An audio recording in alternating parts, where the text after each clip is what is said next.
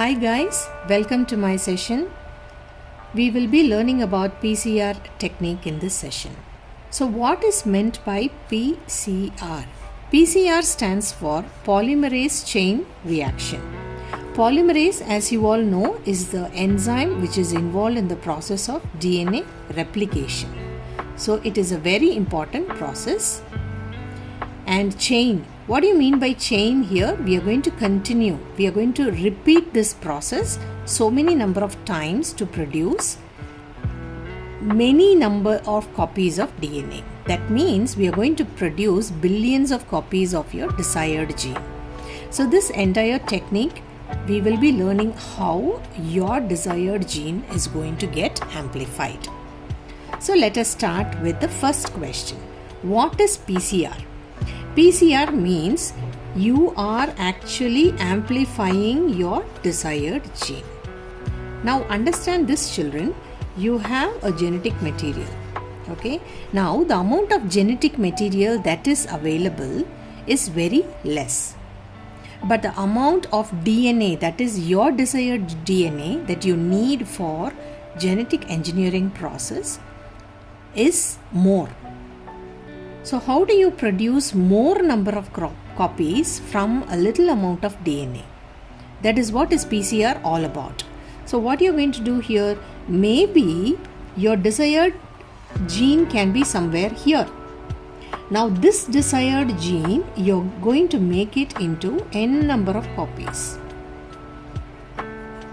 You're making a lot of copies, which can be a million or it can be a billion.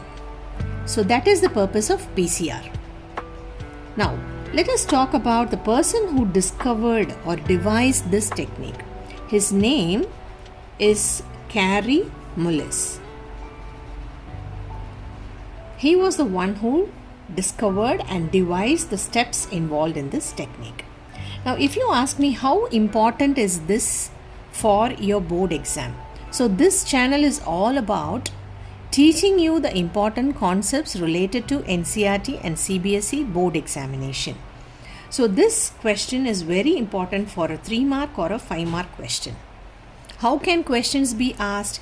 You might also be asked to draw the diagram and explain it. It can be diagram based, or they might also give you in jumbled form all the steps involved in this reaction. They will give it to you in jumbled form.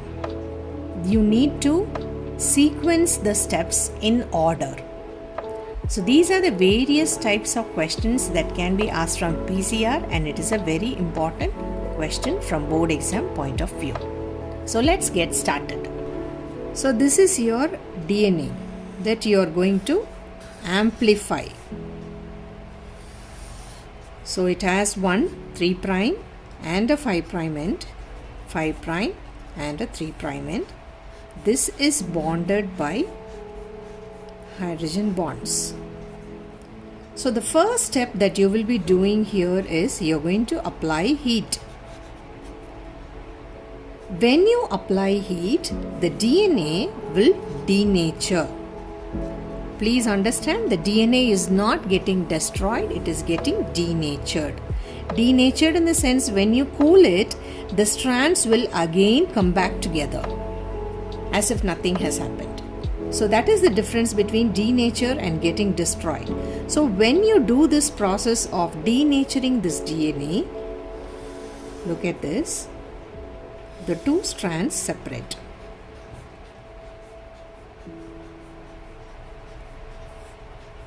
The two strands are getting separated. Means they are broken wherever they are hydrogen bonded. So all the hydrogen bonds are broken now. What is the next step? The next step is I am going to anneal it. So what is meant by annealing? Annealing is a process where you are doing the process of heating as well as cooling. Now what you're doing here is you are breaking bonds. You broke the bonds in the first step, and then what you are doing here? You are making new bonds. breaking and making bonds is called as annealing. How do you do this? You break by heating and you make bonds by cooling. So there is a new bond formation. So for this annealing step, you need there are some requirements I have listed below. So the first requirement we have already seen, that is application of heat. So that is done. What are we going to do now? We are going to add primers for this process. The second requirement will be primers. Now the question can be why? Why are we adding primers? You all know DNA polymerase is an enzyme which is actively involved in the synthesis of new strand during replication process. DNA polymerase can never start a new strand formation on its own. It needs the presence of primers. So this step involves adding of primers.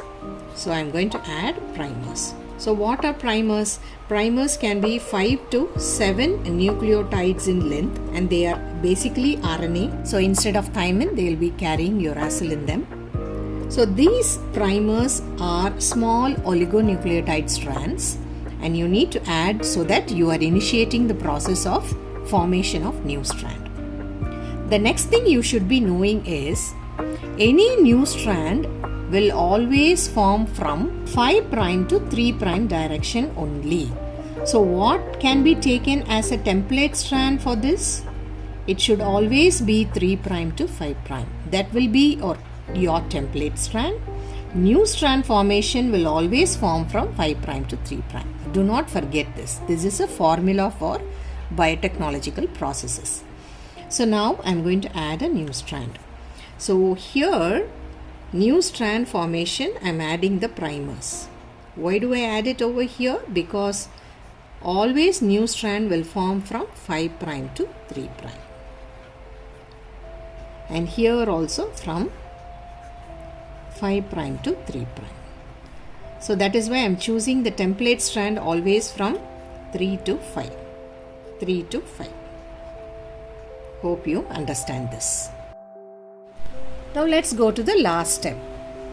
You have annealed and you have started adding the primers, and the primers have extended the new strand formation. So now what will be your next step? You are going to extend. So this will be extension.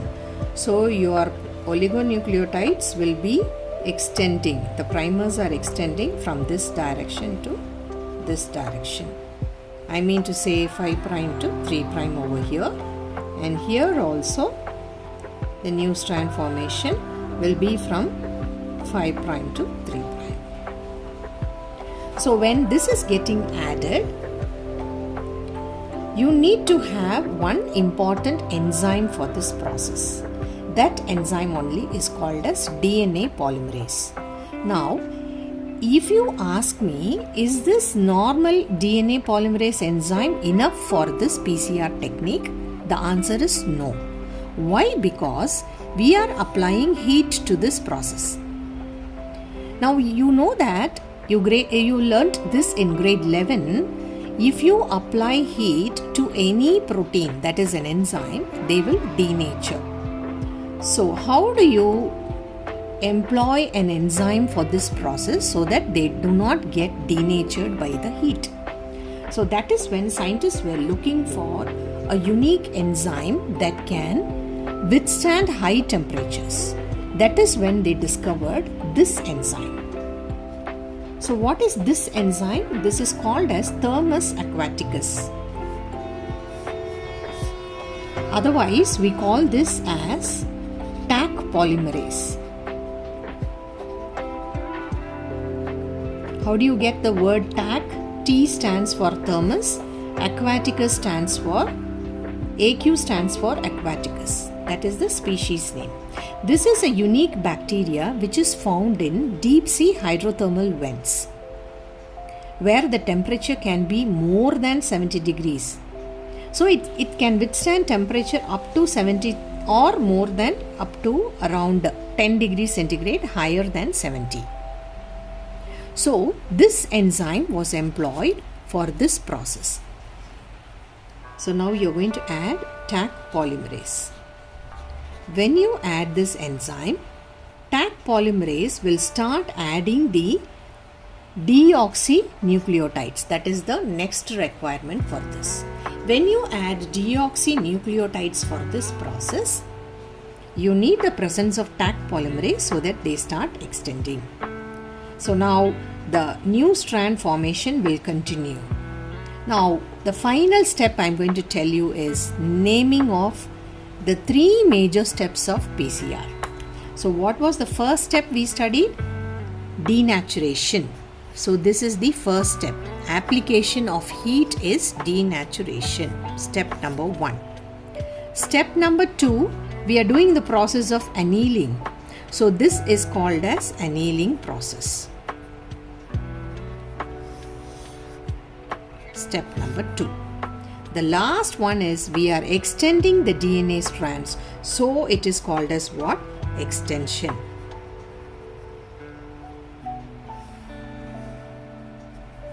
So these are the 3 major steps: denaturation, annealing and extension. Okay students, we will move on to the last step. We have already seen what happens during denaturation. The 2 strands get separated and then you see that the process of annealing has happened, where you have added the primers, and the next step is extension, where you have added one important enzyme called as Taq polymerase. This enzyme will be the one which is adding the substrate to this reaction. The substrate is called deoxynucleotides. So when you add this entire strand will start extending, so that by the end of this reaction you will have 2 new strands formed on the template strand. Now if you see here, we started with how many strands of DNA? 1 and 2. Right? This is said to be 1 set. Now how many strands have we obtained finally? 1, 2, 3, 4. 4 strands we have got finally, where 2 are new and 2 are template strands. Now what you do here is that you are not going to stop with this step. You are going to extend this process. You are going to continue. This is where you are doing the chain reaction. So you take the 4 strands from here. From here you take the 4 strands and then you bring it to the first step and allow the 4 strands to undergo the set of reactions that I just described to you. First step will be denaturation, then annealing, then extension. So you will be getting not 4 strands, you will be getting now 8 strands by the end of 2 cycles. So you take the 8 strands again and then you are going to bring it to the first step and do the same process here, that is denaturation, annealing and extension. So by the end of the 3rd cycle you will be obtaining about 16 strands. So initially we started with 1 set, we resulted in how many? 4. Then we started with 4 strands, the next cycle. We resulted in 8 strands being produced at the end of the reaction. Then 16 strands. So the process will continue again and again and again. By the end of, for example, 30 cycles, by the end of 30 cycles, you will be seeing a miraculous formation of about 1 billion copies of DNA. 1 billion copies have formed from 1 set, that is 2 strands of DNA. So this is what is PCR technique all about. You started initially with just a little amount of genetic material, but finally you have obtained your desired gene. Not 1 or 10 or 100, you have obtained about 1 million billion copies of DNA, that is your desired gene. Now what will you do with this amplified gene? You can start, working on ligating it with a cloning vector, and then you can proceed with your rest of your biotechnological processes.